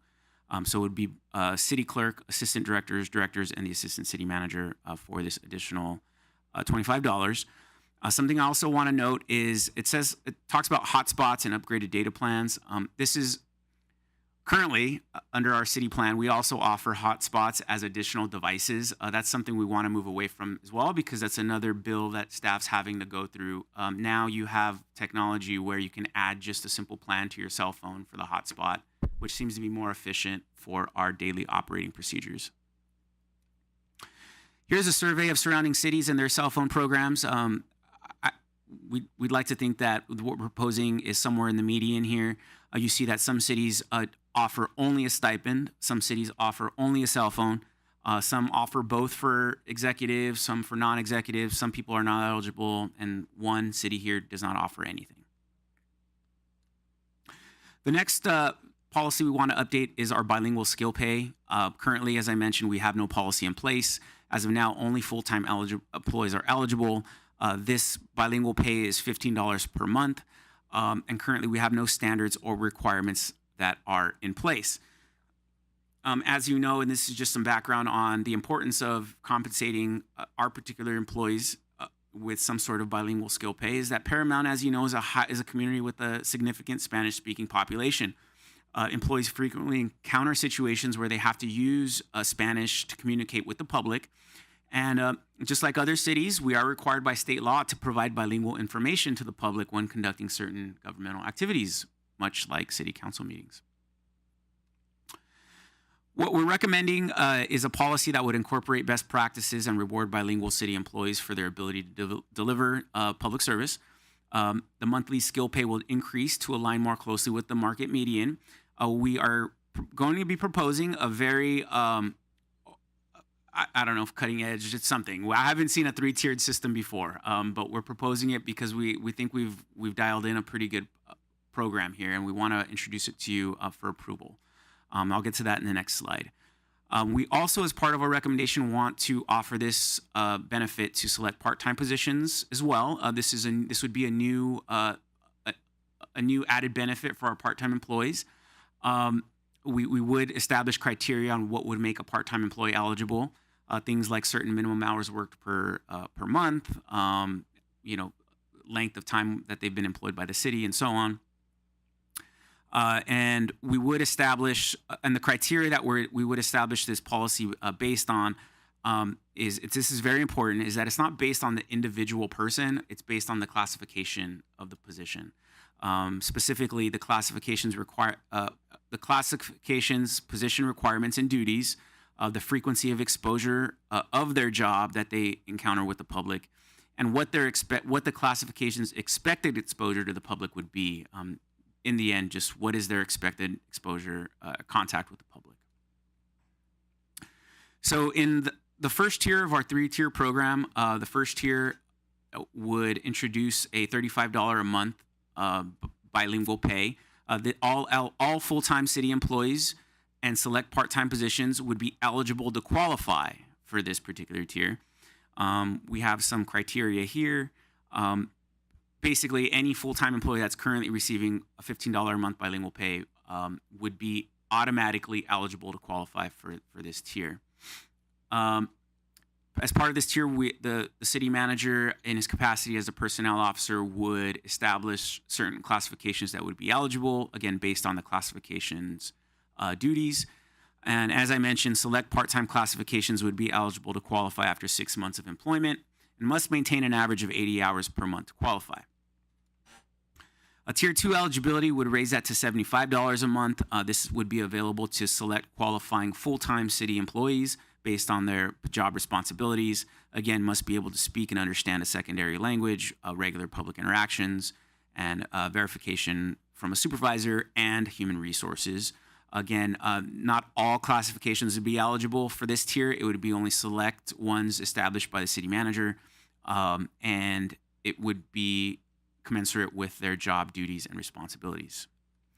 And lastly, the third tier, this would be $150 a month, and this isn't something that would be made available to a large number of employees. It would be only a designated certain amount, but this eligibility would raise the proficiency levels to a very, very elevated degree. You'd have to not only speak and understand it, but you'd have to be able to read and write it. You would have to take a proficiency exam that would be administered by human resources and likely an outside consultant. You would be required to respond to verbal and written translation duties from other departments when requested. And your classification would have to frequently and significantly interact with the public on a daily routine basis. We look at this tier as more of a kind of a backup to a moment when we just don't have anyone in the office that, we need to really provide very advanced bilingual services and translation duties.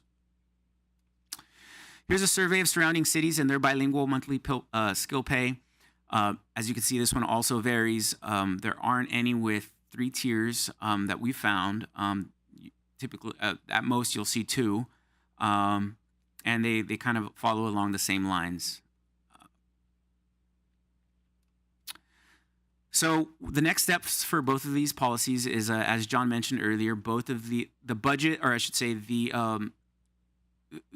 the dollar amounts that were expected these policies would change our FY22 budget were actually approved by the City Council at its last meeting during the mid-year review. This is the moment where we want to request recommend your approval for these actual policies. So if approved, the city manager would direct staff to finalize the policy language to be incorporated in the city's policy. Both of the proposed policies were shared with the city's only labor union on February 4th as part of the mandatory meet and confer process. No feedback was received. And with that, it's recommended that the City Council read by title only, adopting Resolution 22011, amending the city's personnel manual to incorporate the aforementioned cell phone stipend for city use policy and bilingual skill pay policy. I'd be happy to answer any questions you may have. Thank you, Andrew. Do we have any questions for Andrew? I just have one, Andrew. On the position responsibility requires support for services on a 24-hour, 7-day basis, including emergency responses. Does that correlate in a sense of, so if an employee works from 8 to 5 and they get a phone stipend and they get a call from their boss at 7, do they have to pick up? Is there any wording about that? Are you talking about the phone? The I'm phone talking part? about the phone. I'm sorry. Okay. Still on bilingual. Yeah. So that is those. That's one of the 3 points that would establish the criteria for being eligible to get paid that. So it doesn't necessarily mean that you'd be required to do that 24/7. Right. What we're saying is, if your job has that function within it, we have some on-call employees that might be working a weekend, then you would qualify to receive that benefit. Okay, that makes more sense. Okay. All right, you guys, I will go ahead and entertain a motion if there's no more questions. So moved, Lemons. Second, Aguayo. A motion by Lemons and a second by Aguayo. I'll go ahead and take a roll call vote, please. Councilmember Aguayo? Yes. Councilmember Lemons? Yes. Vice Mayor Quer Stallings? Yes. Mayor Olmos? Yes. All right, that's good stuff. Be good for the employees. All right, resolution, item number 17, resolution number 22017. Yes, Madam Mayor, we're applying for a grant through the state of California, and we need your approval on resolution. So here comes one of our management analysts, Ms. Rebecca Bojorquez from our Community Services Department, who will give you details about the grant. Rebecca. Good evening, Madam Mayor and members of the City Council. As John mentioned, we are seeking approval to apply for a grant from the California State Parks Office of Grants and Local Services in conjunction with the National Park Services. In December 2021, the City of Paramount was awarded a Proposition 68 competitive grant from the California State Parks Office of Grants and Local Services for the Dills Park renovation project. The grant award was $897,000. When the grant was submitted last summer, that was the cost for the engineer's estimate for pre-construction and construction. However, due to inflation and other economic factors, the project is now expected to exceed the awarded amount. Acknowledging the inflation and cost increase, the California State Parks Office of Grants and Local Services reached out to awardees to let them know about this specific grant opportunity from the National Park Service's Land and Water Conservation Fund. The Land and Water Conservation Fund grant provides funding for the acquisition or development of land to create new outdoor recreation opportunities for the health and wellness of Californians. The grant does require a match and allows for the Proposition 68 awarded funds to act as that match. The city is seeking approval to apply for a $532,000 grant, which would be used to cover the increased cost of the Dills Park renovation project. The grant application requires a resolution from the City Council approving the application as part of the grant submittal process. We are recommending that the City Council read by title only and adopt resolution number 22017. And that concludes my presentation, and I'll be happy to answer any questions. Thank you, Rebecca. Any questions for Rebecca? Hearing none. Move the item, Lemons. All right. We have a motion by Lemons. Can I get a second, please? Second. We have a second by Quer Stallings. We'll go ahead for a roll call vote, please. Councilmember Aguayo? Yes. Councilmember Lemons? Yes. Vice Mayor Quer Stallings? Yes. Mayor Olmos? Yes. Right. Final item is number 18. We have an approval for award of contract to Vidilio for audiovisual system renovation. Yes, thank you, Madam Mayor. As we know, audiovisual systems are not what they used to be. The dependence on these systems and importance for these grew tremendously during the pandemic, as we all saw. Now, as we enter into our post-pandemic world, we need reliable, modern technology to effectively run meetings at our facilities, as we saw tonight with the remote controls buzzing through here. There are two facilities where an AV makeover is needed, and with that, I'll turn it over to Andrew, who will tell you about this item. Andrew? Thank you, Madam Mayor, members of the City Council. There will be no PowerPoint this evening. This is just pretty straightforward staff report. So both of the rooms that we want to speak about tonight, they're our marquee. They're very much so our marquee presentation rooms, both for city conferences and the staff, and also for visitors, but also, as you know, the Clearwater Auditorium is one of our premier rooms for not only community members, but city meetings and business meetings. So these are very important rooms, and as John kind of alluded to, both of the audio video systems in these rooms are very, very, very old. We'll just talk about the audio video system for the Clearwater Auditorium. That's the second floor. It was first installed in 2005 and hasn't been updated since, so that's 17 years old. Currently has speakers that are starting to dwindle out. The projector screen broke about a month ago, so no longer works. The projector's on its way out. We have switches that don't really work well, so I won't go down the long list of things, but needless to say, it is definitely in need of repair. The same goes for our downstairs conference room here in City Hall. It actually has no video system, so that's a problem. Over the last 2 years, we've seen the reliance on Zoom and video conferences, the need for that. So it's very important that we try to get these two rooms updated and with somewhat of modern technology. So with that, we're recommending VidaFlow to provide the technical services to upgrade and install the AV systems in both of these rooms, the Clearwater Auditorium and the downstairs City Hall conference room. VidaFlow is based in Long Beach. They have over 25 years of experience in this field. They performed the renovations for both this actual room right here, as well as the Progress Plaza Auditorium, which was completed this past fall. And it actually not only does it look stunning, but it sounds and looks stunning. We've worked with them for at least 4 or 5 years. We've had no major issues with any of their work. They have a proven reputation for delivering high quality products and service. They are responsive when we need them. I should mention that although they're anticipating that the work would take 4 to 6 weeks for each room, they did mention that the parts are about 5 months back ordered.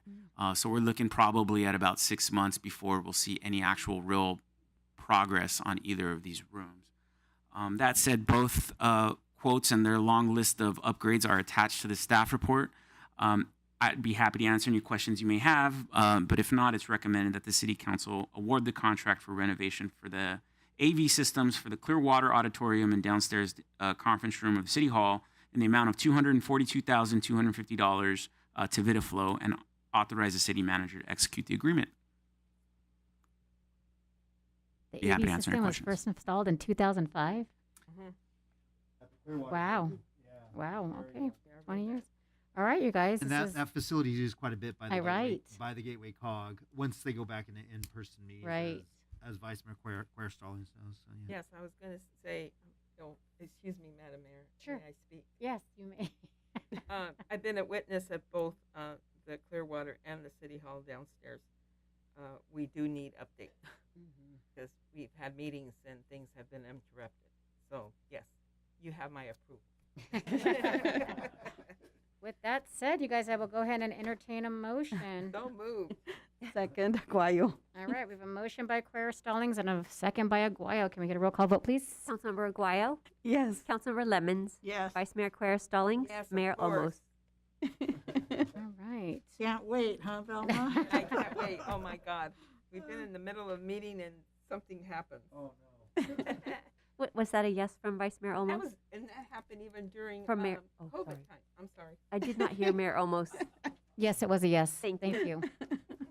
I was letting Vilma finish her thought. I'm sorry. I'm so sorry. Sorry to interrupt. All right, you guys. So we're going to move on now. We have no items for environmental sustainability, new business. So we're going to go ahead and move on to comments from council members on the committee reports or anything you'd like to share. We'll go ahead and start with Councilmember Aguayo. Just briefly, we do have the job fair and community fair coming up March 12th from 9 to 1 at Paramount Park. So take advantage of that. There are jobs out there if you're looking for a job. And the other thing to the residents, I mean, you see, our staff is putting together these amazing activities, but we need to come out and participate. That's how we know that, that yes, this is what you want, and the numbers are for the fit have been great, and the Zumba was great. So let's just keep showing up for all of these things. It's it's really great to see that. That is all I have. Have a blessed night. Thank you, Councilmember Guayo. Okay, we're going to move on to Councilmember Lemons. I have nothing, Madam Mayor. All right, Councilmember Lemons. I'm moving on to Vice Mayor Cuellar Stallings. Yes, I have a couple of things. I attended the Women's Club luncheon. That was very nice. This last week, there was a little over 20 ladies, huh? And we had a very nice conversation. It was nice to be interacting with them. I really enjoyed it. And as I mentioned before, I went to the Paramount High Intensity Training, and it's a great workout. I really encourage everybody to come. It's cardio and high impact training. And like I said, the Zuma, oh my God, those ladies can move. So, I had a very enjoyable time. And I would like to invite everybody to the first Friday night market is this week. And encourage everyone to please come. I just have a comment. I usually take a weekly walk in my neighborhood, and I was very concerned. Had a couple parents approach me that they were concerned about attend our local schools. And I asked her why, and she said because someone had mentioned to her that our environment was very bad. And it was kind of upsetting to me. It was kind of disappointing. So I asked her if she had looked at our website on the environmental website of our city. And she said no. And it was very concerning. And I get kind of emotional about it because my grandchildren attended that elementary school. And I believe I would never jeopardize my grandchildren to attend a elementary school if it wasn't safe, especially during the environment situation. I believe that AQMD would go after these companies, and I believe with all my heart that our city protects all residents, including our children. So, John, can you please give us an update how our numbers look, especially in my area where I live? Certainly, excuse me. This is certainly Vice Mayor Cuellar Stallings. The monitors that the city purchased are now being used by our consultant to monitor the air quality for hex chrome, which, as you all know, was a major element that was in the air back in 2016. So the council decided to continue the air monitoring after the AQMD left. The readings that we've received from the Lincoln Elementary School monitoring are of no concern to AQMD. They guide us and they tell us what thresholds to be concerned about and which aren't. There is an air monitor on more in the industrial area, further away from Lincoln Elementary School, that we've seen a couple of high readings over the last 3 months. And again, we check in with AQMD to make sure that is that a concern. And each time we've checked in with them, they've told us no. So we continue to have consistent communication with the Air Quality Management District when it comes to the monitoring of hexavalent chromium. If there are odors in the air that people are smelling, we always encourage them to call the AQMD to report those. And they do send people out. So I agree. Rather than establishing fear in the community, it's more appropriate to take action, which is to call and report those. So that's about all I have to say about that. Okay, And- thank you. Madam Mayor, can I ask John a couple follow-up questions on that? So I had talked to Councilmember Cuellar Stallings about this. I want to clarify 2 issues. One, the monitor that we have at Lincoln School, my understanding is it was said to these residents that there were big spikes going on at that monitor, and you're saying that's not happening. That's not happening. I'll turn it over to Mr. Carver if he has any more information. Well, to before share. you turn it over, let me follow up with the second so you can do both. Absolutely. Which is the one that you said had some higher readings further South? Is that what you said? South and west into Southwest. the industrial area. Did that violate the level that was set by the AQMD, which I think was what, 1 nanogram? 1 nanogram. Yet it did on 2 different occasions, two very separate different occasions. What the Air Quality Management District tells us, if there's 3 in a row, let us know. So we have been monitoring that. So far, we have not had 3 in a row. So they were months apart? Is that what you mean? Weeks. Weeks apart? Mm-hmm. Okay. And they haven't taken any action because it has to do with that average. Did that average come below the 1 nanogram? I'm trying to understand if it went over about why notification didn't happen. Right. So it has to be 3 in a row. 3 readings above the 1 nanogram level. But they don't read daily. No, right? we read, right, correct. So they take an average that we read every 6 days. Is it, John? Yes.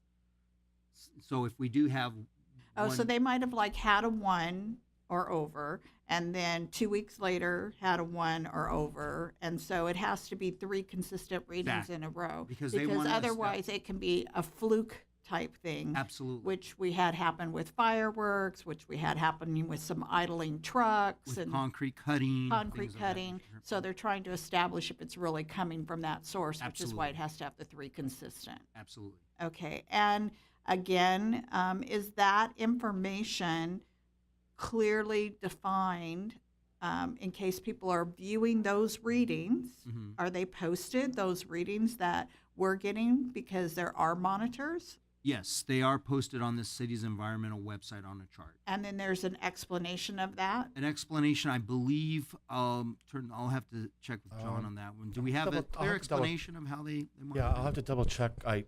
I don't know that we have that explanation up, but that I is a think good the same idea. clarity that I asked for here, we need to have for our residents. That's a good So, point. if it's at the 1 nanogram or above, we need to explain why some action isn't being taken, have that standard statement from the AQMD of why it has to be that way, and again, explaining because, things can happen that affect it that aren't necessarily attributed to a business. But and the purpose in that being so that, like Vice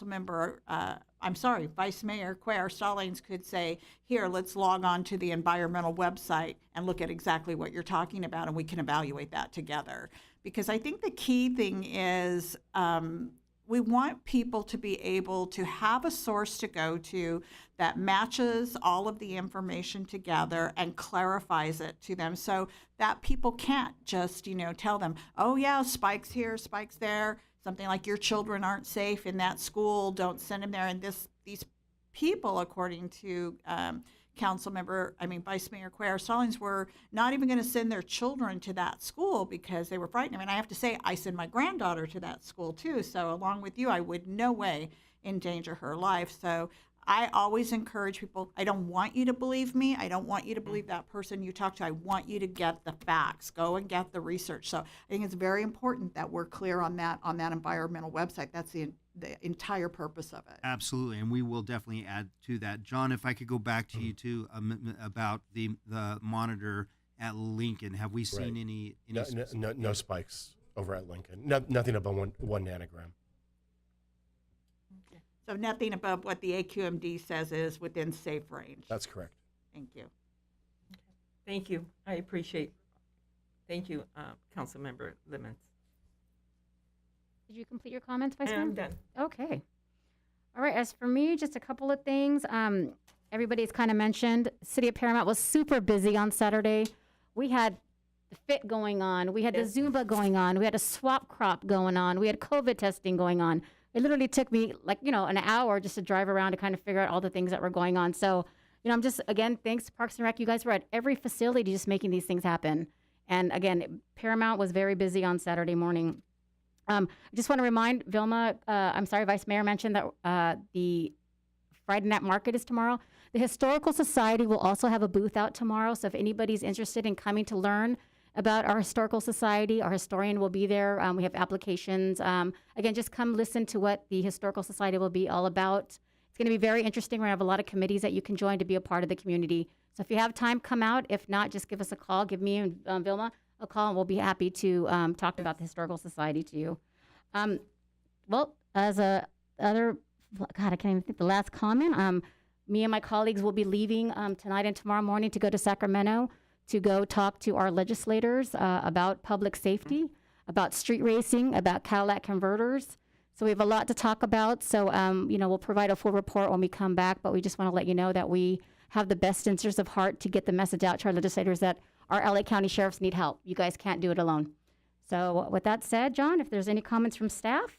No comments from staff, Madam Mayor. All right. That's it. We will go ahead and adjourn to our next council meeting on March 15th, 22 at 5 p.m. Okay, we will go ahead and call to order our successor agency for the Paramount Redevelopment Agency. Can I get a roll call of council members, please? Councilmember Aguayo. Here. Councilmember Guillen. Councilmember Lemons. Yes. Vice Mayor Quer-Stallings. Yes. Mayor Olmos. Yes. Can I get a motion to excuse Councilmember Guillen, please? So moved. Second. Motion by Quer-Stallings, second by Aguayo. Can I get a roll call? Councilmember Aguayo. Yes. Councilmember Lemons. Yes. Vice Mayor Quer-Stallings. Yes. Mayor Olmos. Yes. Do we have any public comments at this time? No, ma'am. Great. We go ahead and entertain a motion for the consent calendar. So moved, Lemons. Second, Aguayo. Motion by Lemons, second by Aguayo. Can I get a roll call, please? Councilmember Aguayo. Yes. Councilmember Lemons. Yes. Vice Mayor Quer-Stallings. Yes. Mayor Olmos. Yes. Okay, we will go ahead and adjourn this meeting to April 5th at 6 p.m. Thank you guys for joining us tonight, and please have a safe drive home.